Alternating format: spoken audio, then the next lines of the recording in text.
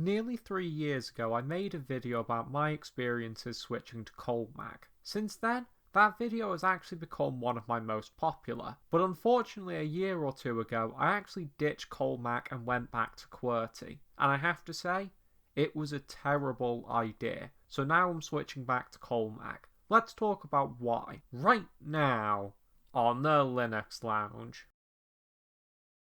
So the first question that you might ask is, why did I ever leave Colemak in the first place? Well, the reason was that at the time I was learning a lot of video editing software, so I wanted to switch back to QWERTY so I would be using the same shortcuts at college that I would be at home. Of course, that was some pretty poor logic since Colemak leaves most of the keys on the bottom row unchanged, which is where most of the keyboard shortcuts are. That, and I could also just switch back to QWERTY for my video editing and use Colemak for everything else, but at the time it seemed like sound logic for some reason. Regardless of my reasoning though, I switched back to QWERTY, and I have to say, it was a pretty poor choice. 2 years on from that, and I'm now doing a fair bit more typing than I was at the time, and I've been doing it with QWERTY. As a result, I've been cracking my knuckles a lot more, and 2 years on from switching back to QWERTY, my right index finger is starting to feel a little funky because it's the main finger that I use for typing and it's constantly being used with QWERTY, which I think isn't healthy. As a result of all this,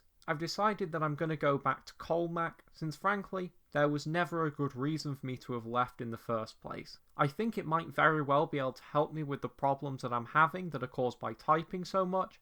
That, and I think that if I stick with QWERTY, I'm likely to develop an RSI or something, so something definitely has to change. Right now I'm a few hours into the switch back to Colemak, and thankfully I haven't forgotten how to type with it altogether. I'm just fairly slow with it and I make a lot of mistakes. I find that as I'm typing this script, I can hit around 40 words per minute with Colemak, which although is slower than what I had before and definitely slower than what I type with QWERTY, it's definitely a reasonable foundation to build up off. So, with all that said, I'm definitely excited to see what my future with Colemak holds, and I'll be sure to update you as time goes on.